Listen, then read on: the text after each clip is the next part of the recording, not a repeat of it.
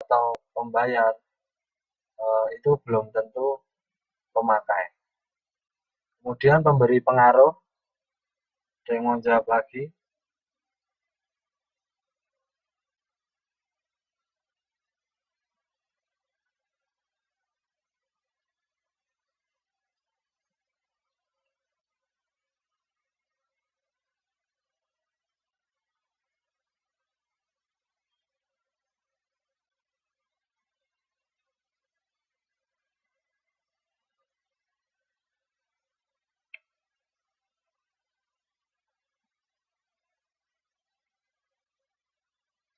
Untuk Mbak Siti Rahayu, pencetus ide itu untuk pemberi pengaruh kurang tepat, Mbak. Mungkin pemberi pengaruh adalah eh, atau mungkin ada yang mau menjawab lagi, atau Mbak Siti Rahayu ingin mencoba lagi. Kalau pencetus ide kan dia yang menginginkan suatu barang itu. Tapi kalau pemberi pengaruh itu di luar itu. Mungkin ada yang mau menjawab.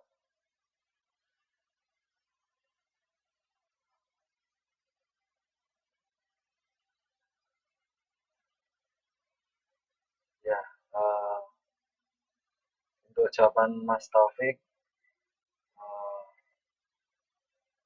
ya, untuk jawaban Mas Taufik, ini pemberi pengaruh yang memberi masukan kepada pengambil keputusan supaya membeli barang tersebut. Ya, saat ini ya tepat Mas jawabannya. Jadi, semisal ada seorang anak kecil meminta kue kepada ibunya. Kemudian ibunya menanyai kue apa yang diinginkan oleh anak kecil tersebut. Mungkin dia kakaknya memberi saran kepada adiknya, kue ini yang lebih enak, atau kue ini saja karena ini mungkin ukurannya lebih besar, jadi bisa dimakan bersama, atau mungkin rasa favorit kakaknya yang tapi yang disuruh minta itu adiknya. Jadi di contoh itu tadi pemberi pengaruh itu adalah seorang kakaknya itu tadi. Kemudian pengambil keputusan, mungkin ada yang mau menjawab lagi.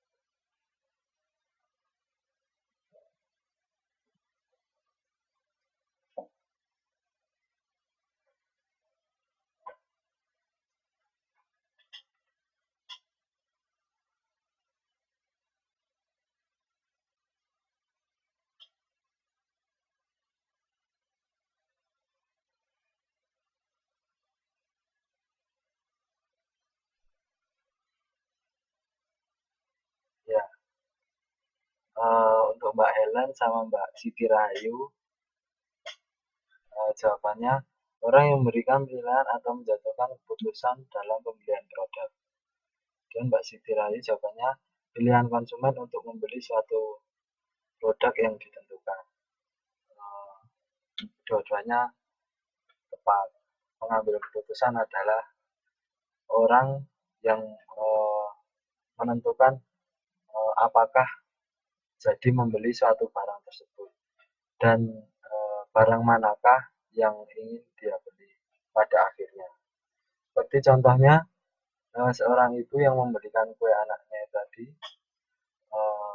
keputusan tetap berada di tangan sang ibu, walaupun di sini ada pencetus ide, pemberi pengaruh dan pemakai, tetapi pengambilan keputusan tetap pada ibunya. Tentunya dengan pertimbangan-pertimbangan yang mungkin ada. Semisal pertimbangannya budget atau uang yang dimiliki, kemudian selera, kemudian kebutuhan, kemudian keinginan, dan mungkin faktor-faktor lain dari luar seperti permintaan dari seorang anaknya itu tadi. Kemudian untuk yang terakhir, dalam peranan konsumen dalam proses pembelian, konsumen organisasi. Mungkin ada yang ingin menjawab lagi.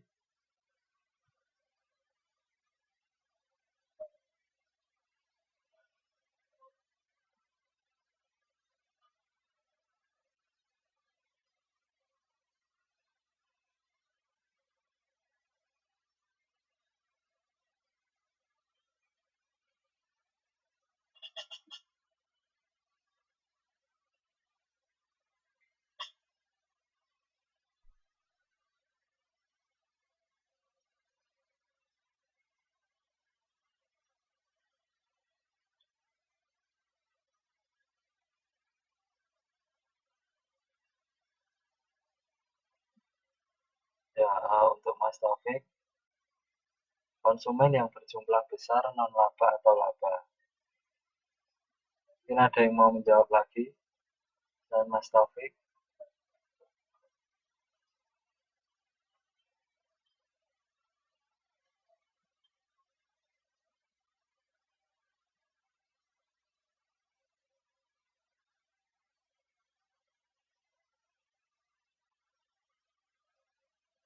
Untuk Siti Rahayu, kumpulan pengguna produk.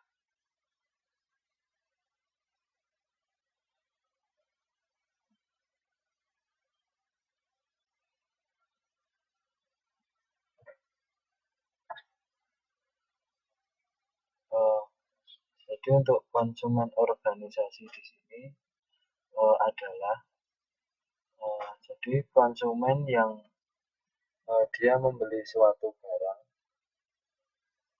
di mana satu orang atau sekelompok orang yang membuat keputusan pembelian tersebut untuk organisasi.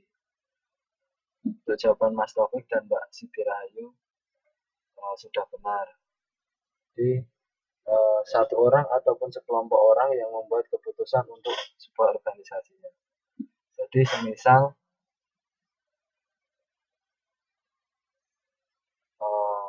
ya contohnya mungkin di sekolah seorang ketua kelas mengorganisir atau mengorganisasikan temannya untuk membeli sesuatu barang dengan pertimbangan-pertimbangan yang mungkin telah diketahui oleh seorang ketua kelas tersebut. Jadi membeli barang yang menurut mereka memang diperlukan dan sesuai, seperti itu. Kemudian saya lanjutkan, konsumen akhir. Konsumen akhir adalah individu-individu yang melakukan pembelian untuk konsumsi sendiri atau konsumsi rumah tangga. Jadi seperti yang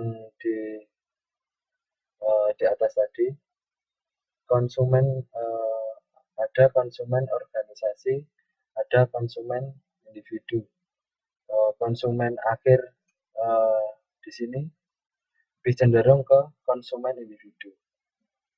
Seperti pengertian yang ada di slide PPT ini, individu-individu yang melakukan pembelian untuk konsumsi sendiri atau konsumsi rumah tangga.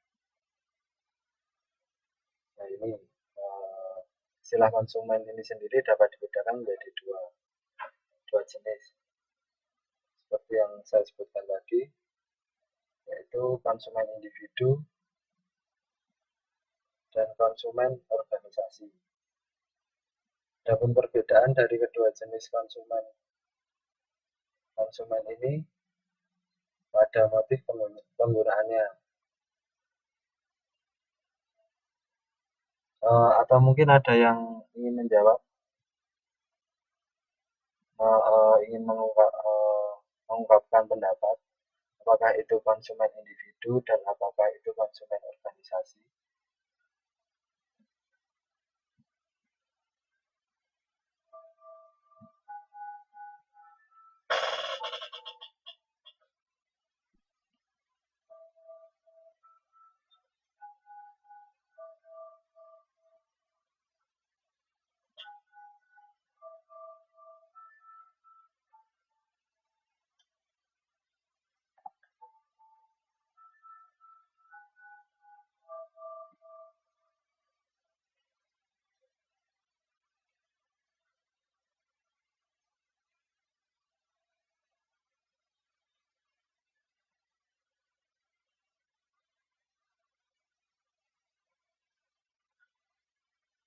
Ya, untuk Mbak Siti Rahayu, konsumen individu adalah konsumen perorangan.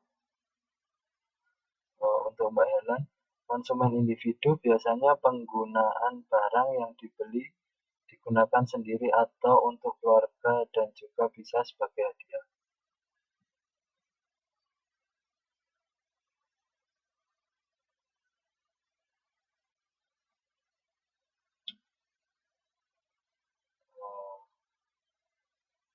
Konsumen organisasi biasanya masih ada pihak ketiga dan selanjutnya dan waktu penggunaan berjangka lama. Ini jawaban dari Mas Taufik.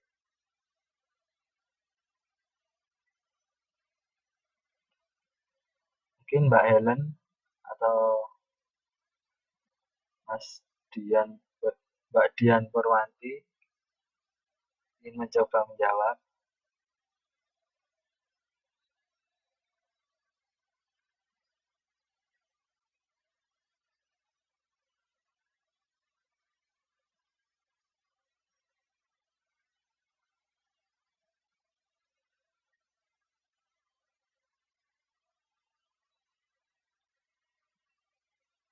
Ya, untuk jawaban dari teman-teman semuanya tepat. Jadi perbedaan antara konsumen individu dan konsumen organisasi. Oh, ini Mbak Stirani menjawab, konsumen organisasi adalah sekelompok konsumen yang membutuhkan produk dalam jumlah besar ya. Jadi jawaban dari teman-teman tadi semuanya tepat. Perbedaan antara konsumen individu dan konsumen organisasi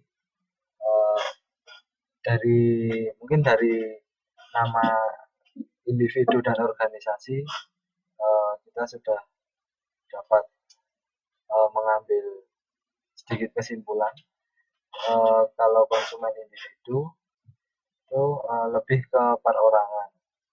Jadi apa yang dia beli ataupun apa yang dia inginkan itu biasanya digunakan untuk kegiatan kebutuhan individunya sendiri. Sedangkan konsumen organisasi mungkin dari pertama perbedaannya mungkin dilihat dari jumlah pembeliannya. Pastinya biasanya lebih besar dari pembelian konsumen individu. Kemudian barang yang digunakan oleh semua kelompok atau semua anggota dari organisasi tersebut.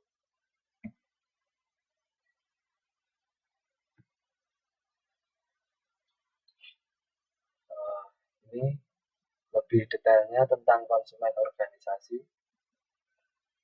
Jadi di sini konsumen organisasi terdiri dari beberapa macam. Setidaknya ada tiga macam. Pertama, organisasi bisnis yang berorientasi laba maupun yang tidak berorientasi laba.